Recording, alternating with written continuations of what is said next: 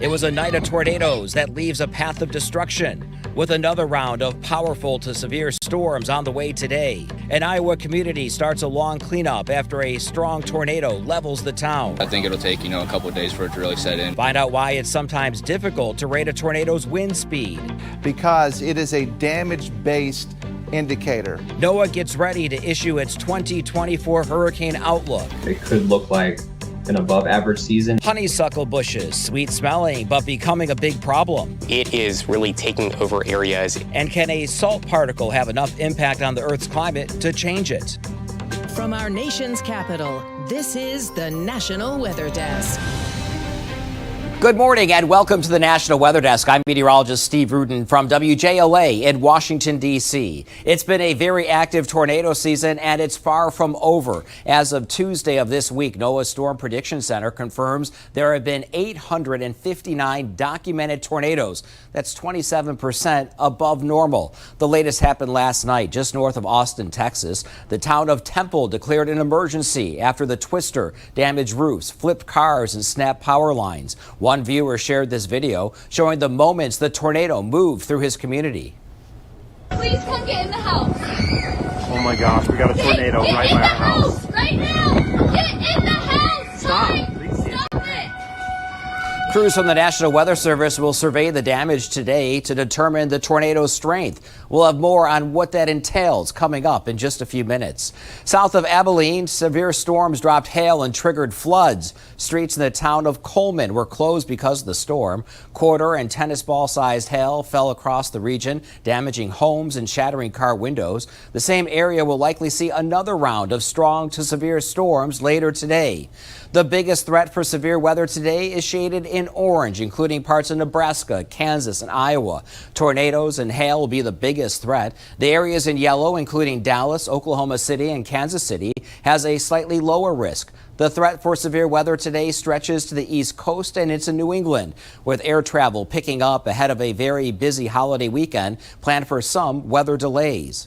It will be months, if not years, before Greenfield, Iowa fully recovers from Tuesday's devastating tornado. 4 are dead, dozens more injured after the twister, with winds upwards of 165 miles per hour, leveled homes and businesses in the town. About 25 miles away, a person died after a car was blown off the side of the road.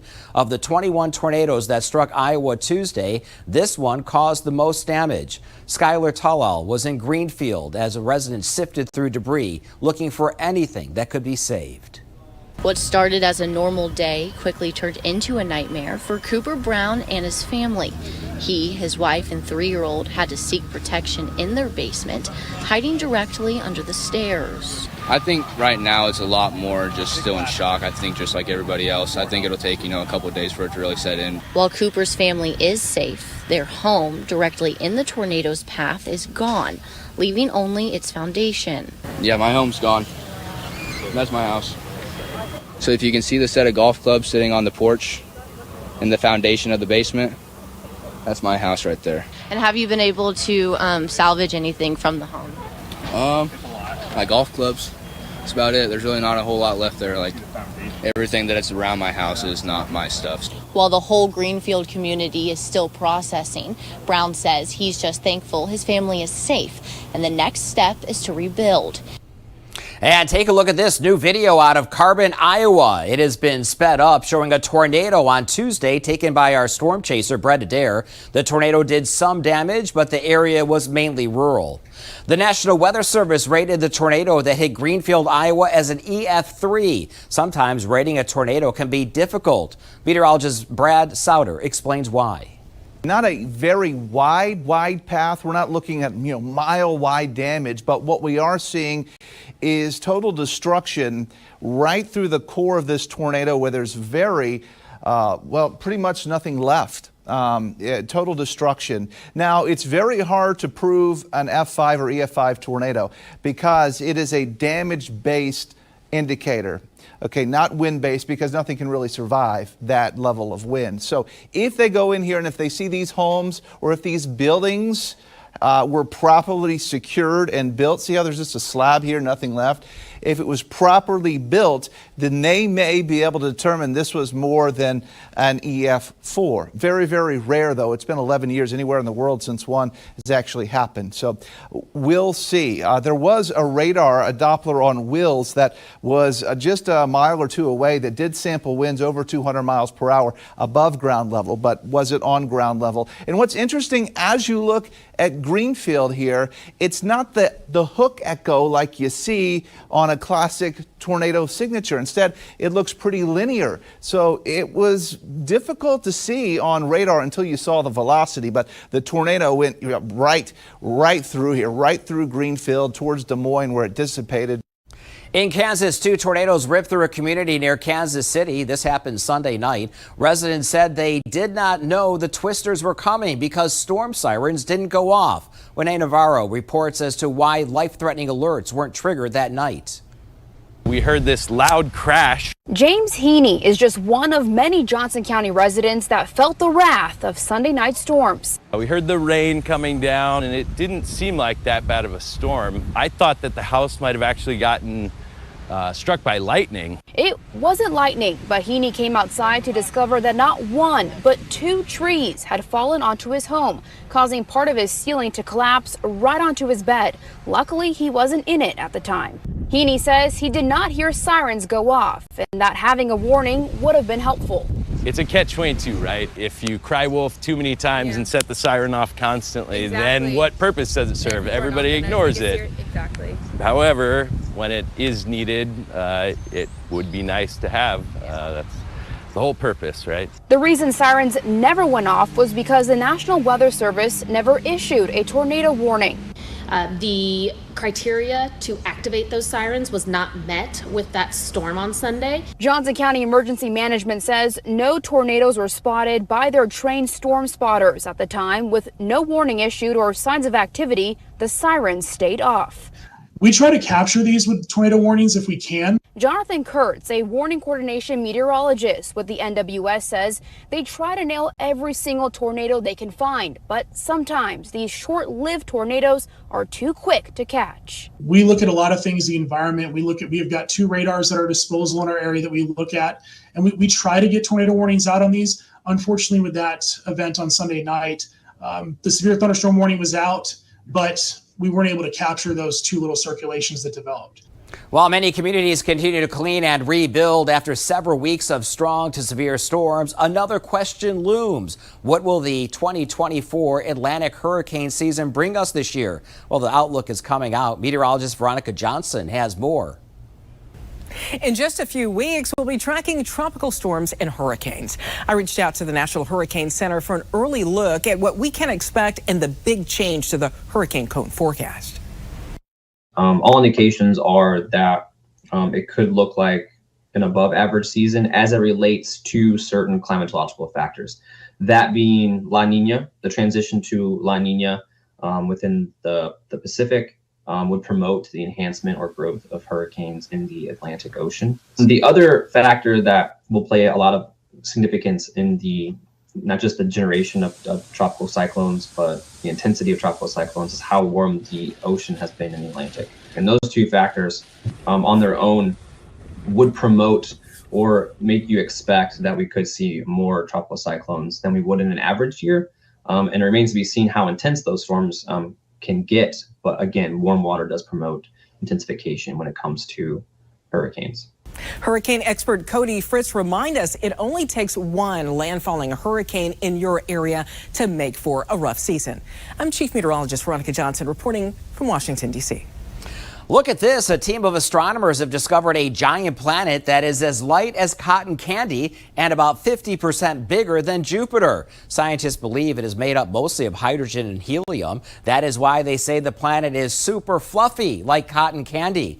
The exoplanet orbits a distant star in the Milky Way galaxy and is the 2nd lightest planet on record. Not sure how they weigh it. And coming up on the National Weather Desk, honeysuckles are a popular plant, but they could be a growing problem for marine life. We'll explain. And it's Water Safety Month. We'll have some tips to keep you safe this Memorial Day weekend.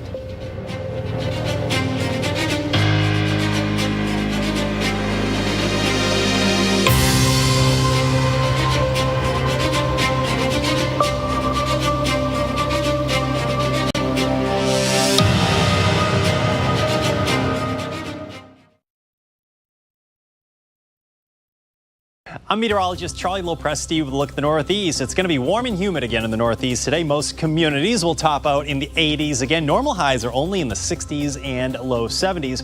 There's a front moving through, and that front will fire off some showers and thunderstorms during the afternoon. Our greatest chance for thunderstorms will be in New England. Notice a lot of sunshine with drier air starting to move in into New York here. Now, as we go into Friday's going to be a beautiful day. Look for a lot of sunshine, warm temperatures, and low humidity.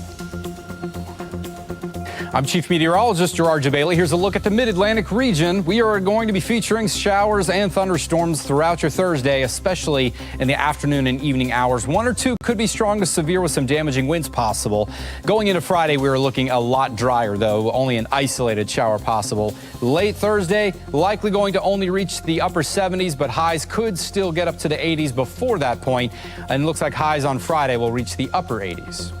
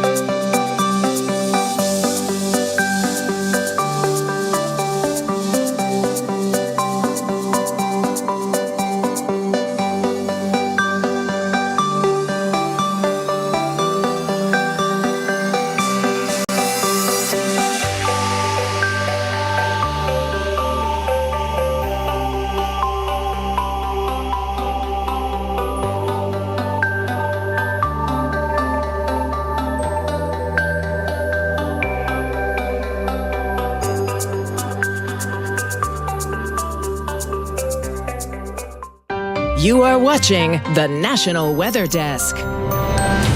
Breaking overnight, 9 are dead and more than 50 injured after gusty winds caused a stage to collapse. It happened at a presidential campaign event in Mexico. Videos on social media shows the moment the strong wind gusts arrived. Many of the events say the wind came without any warning. However, the Mexican Meteorological Authority, very similar to our National Weather Service, warned of the potential for storms and wind gusts upwards of 43 miles per hour. 36 billion tons, that's how much carbon dioxide humans released into the atmosphere last year. So much that it's making our planet warm quickly. Chris Kiefer explains the solution on why a tiny salt particle can make the difference. Can a tiny salt particle, far smaller than a human hair, have a big enough impact upon the Earth's climate to change it? That's what scientists have begun to study lately, including one group aboard the USS Hornet in the Bay Area. Starting on April 2nd, atmospheric scientists from the University of Washington began spraying microscopic salt particles into the atmosphere from the deck of this aircraft carrier and are now studying the results. The city of Alameda had been informed of the study, but shut it down shortly afterwards anyway, and they're now taking a deeper look at these tiny salt particles. Researchers want to add these microscopic salt particles to the marine clouds because they would increase the number of cloud condensation nuclei that are already present in the clouds. That would create a larger number of smaller water droplets. By increasing the number of droplets and for the same amount of liquid in the cloud, you increase the surface area of those droplets, and that increases the amount of reflection or the albedo of those clouds. Increasing the amount of reflection, or albedo, of the cloud will change it from a dull gray color to a brighter white. The brighter white cloud would then reflect more of the sun's incoming solar energy back into space and cool the Earth down just a little, which will give atmospheric scientists more time to implement a permanent solution to global warming. They've been modeling this for a few years now inside the classroom, so the next step is to try it on a very small scale outside, study the results, and verify that their models are indeed correct. Their models have suggested that this would work best by spraying these saltwater aerosols into a large area of persistent fog, and we all know how foggy the San Francisco Bay Area can be during the summer. This wouldn't be a permanent solution, as their initial studies reveal only mild to moderate cooling, and the general consensus between meteorologists is that they would rather not do it at all. But if we continue to release billions of tons of carbon dioxide into the atmosphere every year, and global warming approaches catastrophic temperatures a few decades from now, this temporary solution could give future scientists roughly an extra 20 years to implement a permanent solution. A potentially big solution from a very small salt particle. There are some side effects from marine cloud brightening that have scientists concerned. We'll bring you that story tomorrow on the National Weather Desk. The honeysuckle bush is known for its sweet smell and taste, but in some areas, it's becoming a big problem. Gardeners, homeowners, and farmers are struggling to keep the invasive plant at bay. As James Pilcher reports, it may be harming aquatic life in ponds and streams. Honeysuckle, it's everywhere. And even though it's pretty and smells nice, it's now called the kudzu of the Midwest, a reference to the invasive vine that's taken over the South. And it's continuing to spread throughout the region, choking off plants in woods, forests, farms, and even homeowners' backyards. Great Parks of Hamilton County 2 years ago even hired farmers to bring in goats to eat it to try to cut it back. University of Kentucky horticultural extension agent Robbie Brockman says it's much like kudzu in another respect. It was originally brought in as an ornamental plant and sold as recently as 20 years ago. Now, however, it's considered an invasive species because it is so aggressive. So it is really taking over areas and outcompeting a lot of our native vegetation. And now new research from Northern Kentucky University indicates another threat to the environment. A triple whammy for area ponds and streams. Honeysuckle leaves falling into waterways can poison the water for developing frogs and salamanders. Those leaves also deplete the oxygen for other forms of life because they degrade so quickly. And plants suck water dry faster than normal for areas that pond up in the springtime, areas where all sorts of life get their start. One such pond at the Boone County Extension Nature Center has several spots where salamanders or frogs have laid eggs. It would be, fish, aquatic insects, all the organisms that are in that aquatic ecosystem would be affected by that. Brockman showed me how to remove honeysuckle, saying you need to cut it as low as you can and then apply herbicide right to the stumps as soon as possible. Herbicides tend to be very effective for controlling bush honeysuckle. You can kill it without herbicides, but you have to continually come in here and keep cutting the top off. After a very hot week for much of New England and near normal temperatures moving into the holiday weekend, many are off to the beach. Rip currents can be a real danger for anyone getting into the water. Meteorologist Christian Bridges recently posted about rip currents on TikTok. That means a lot of people heading to the beach. And not only do we have to deal with the cold water, we also have to deal with rip currents. So what exactly is a rip current? Well, when you're at the beach and all those waves are breaking on shore, all that water that gets pushed up onto the beach has to flow back down and out into the ocean. Tends to form channels when it does that, of fast flowing water that is pushing quickly out to sea, and it can easily pick you up and take you out to sea very quickly, which makes them so incredibly dangerous. It's very easy to panic when you get caught in one of these. So what are you supposed to do when you get caught in a rip current and you're getting pulled out to sea? Well, the first thing is try your best not to panic. But the second thing is you swim parallel to the shoreline away from the rip current. So that way you can eventually swim back to shore without fighting against that current. If you're off to the beach and skies are cloudy, it doesn't mean that you can skip on the sunscreen. Meteorologist Alex Garcia explains why. You know, we're coming up on the Memorial Day holiday weekend, and most people are going to be wanting outdoors. Now, everybody likes to go outdoors during the summertime, but they think that just because it's cloudy, you won't get sunburned out there. They really don't need sunscreen. Well, guess what? The UV rays coming from the sun are going to go right through the clouds, and they're going to hit your skin, and you're going to get a sunburn. How do we know that? We have something called UV beads. Look how quickly these things change color. That tells you that the UV rays are coming right through the clouds and they're hitting these UV beads. So the quicker it changes color, the quicker they're coming through the clouds. And that means the quicker you can get a sunburn. So even though it's cloudy, yes, you can get a sunburn. Use sunscreen.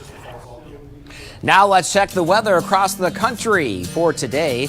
This is Fall River, Massachusetts, where rain and thunderstorms are on the way later this afternoon. Some may become strong to severe. Plan for highs in the lower 70s. Next to Wilmington, North Carolina, a beautiful day filled with sunshine. Highs will range between 80 to 85 degrees. It will be a very warm and humid day in Houston, Texas. Under a mix of sun and clouds, it will be breezy at times with highs around 90. Heat index values tomorrow may reach 100.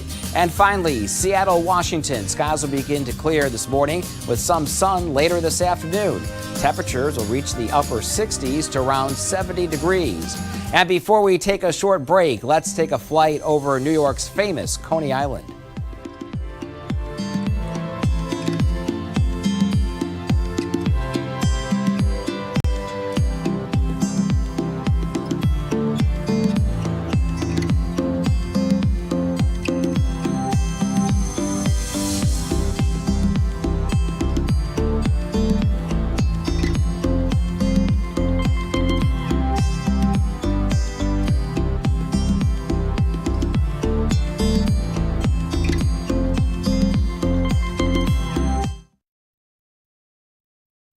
Good Thursday morning, everyone. I'm meteorologist Andrew Buck-Michael taking a look at our weather across the Midwest. Iowa getting another break today from the thunderstorms. We have more, though, developing out to the west and across the Ohio Valley and Tennessee area. We're going to watch this all shift its way to the east.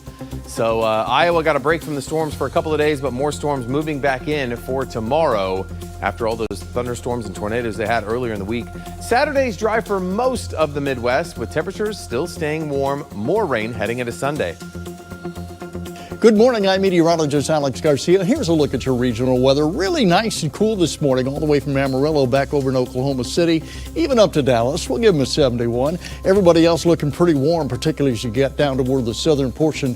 Very warm, very humid today. We'll be keeping an eye on a warm front and a dry line. Could see another round of storms up near Dallas and back over into Oklahoma. Otherwise, the afternoon is going to be very hot and humid. I'm meteorologist Alex Garcia. That's a look at your regional weather. Good morning, everyone. I'm Theron Zahn with a look at the forecast for the western United States. An area of low pressure is going to sink down from Washington and Oregon into Idaho and bring some rain to western Montana and parts of the Gem State. Also staying dry, though, in Nevada and areas south of that. Take a look at these temperatures, though. 93 for Las Vegas, 97 for Phoenix. Up and down the west coast, we're in the 60s once again. 64 for San Francisco, 67 in L.A., 65 for San Diego. That's the scene from out here.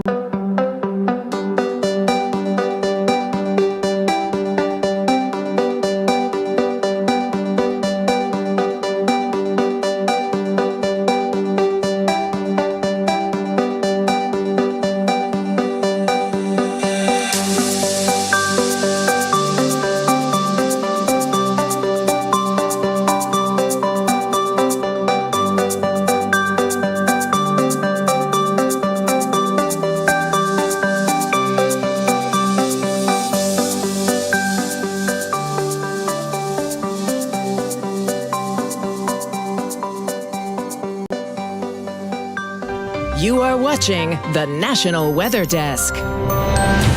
The unofficial start of summer is almost here, and many are looking for fun in the sun with water close by. Meteorologist Dave Derrick says it's important to prepare to kick off the season.